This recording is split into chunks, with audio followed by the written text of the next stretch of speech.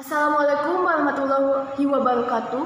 Perkenalkan, saya Fanya Zene Agam dari SMA Negeri 1 Pelabuhan Ratu. Di sini berperan sebagai pembicara pertama mewakilkan tim pemerintah. Pertama-tama, saya akan menyebutkan mosi kita pada pagi hari ini, yaitu Dewan ini menyesalkan masuknya e-sport sebagai cabang olahraga di Olimpiade. Sebelum saya mulai membicarakan argumen saya, izinkan saya untuk mengucapkan terima kasih sedalam-dalamnya kepada Dewan Juri dan staf-staf penyelenggaraan LDBI yang telah mengizinkan saya untuk berbicara pada kesempatan ini.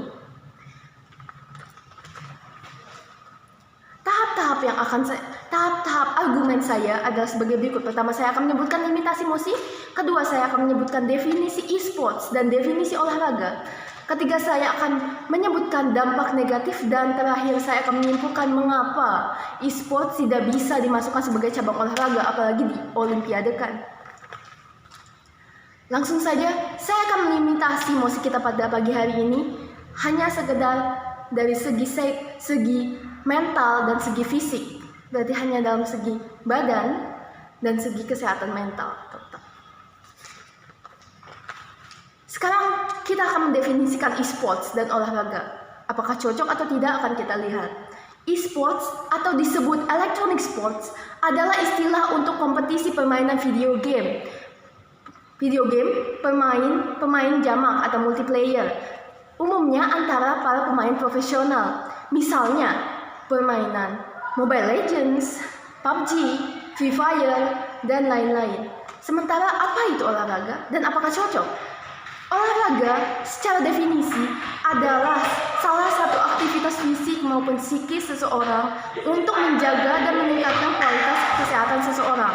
Jadi, dari definisi tersebut, apakah e-sports cocok masuk ke dalam definisi olahraga atau masuk ke dalam cabang olahraga? Tentunya diragukan, Dewan Juri yang terhormat.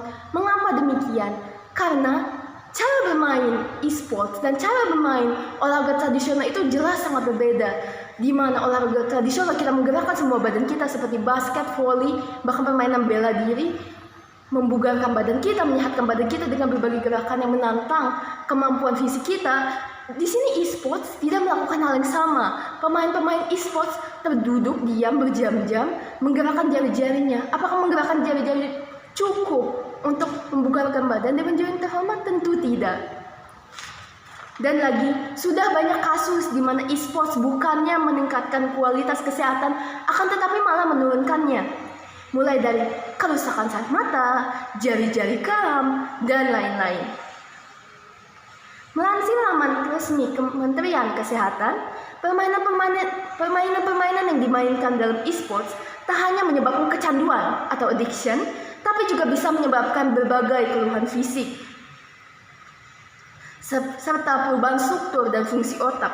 Seperti contoh kasus di Mustika Jaya, Kota Bekasi, Jawa Barat, di mana terdapat 4 kasus anak terlalu sering main e-sports, di mana pada akhirnya jari-jarinya terus bergerak seakan-akan dia masih main game, dan dia juga mengalami tentunya gangguan mental. Bukankah sangat menyeramkan, Dewan Juri yang terhormat? Selanjutnya, menurut dokter Cempaka Tusina, banyak efek negatif yang disebabkan e-sports, terutama dalam segi kesehatan, seperti penyakit jantung, diabetes, obesitas, kesehatan mental, sindrom metabolik, nyeri, degenerasi otot, dan osteoporosis.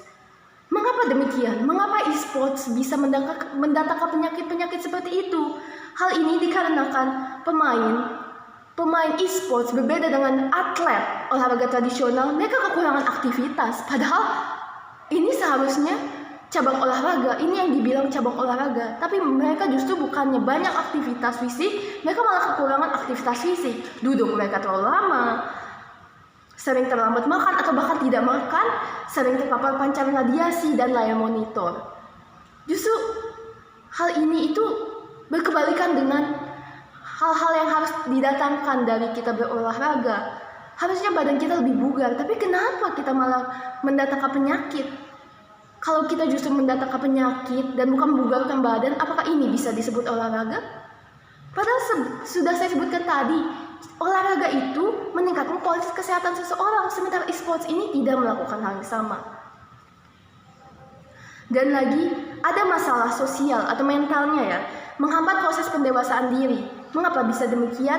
Karena perhatikan Dewan Juri yang terhormat, banyak anak-anak atau banyak pemain e-sports yang berusia masih kecil, SMA, kuliah, mungkin bisa disebut itu sudah cukup besar, tapi mereka belum secara sempurna menyelesaikan pendewasaan diri mereka. Dewan Juri yang terhormat, mereka masih butuh perkembangan mental, mereka butuh lingkungan yang adekuat, yang benar-benar positif, edukatif, dan dunia e-sports itu kompetitif.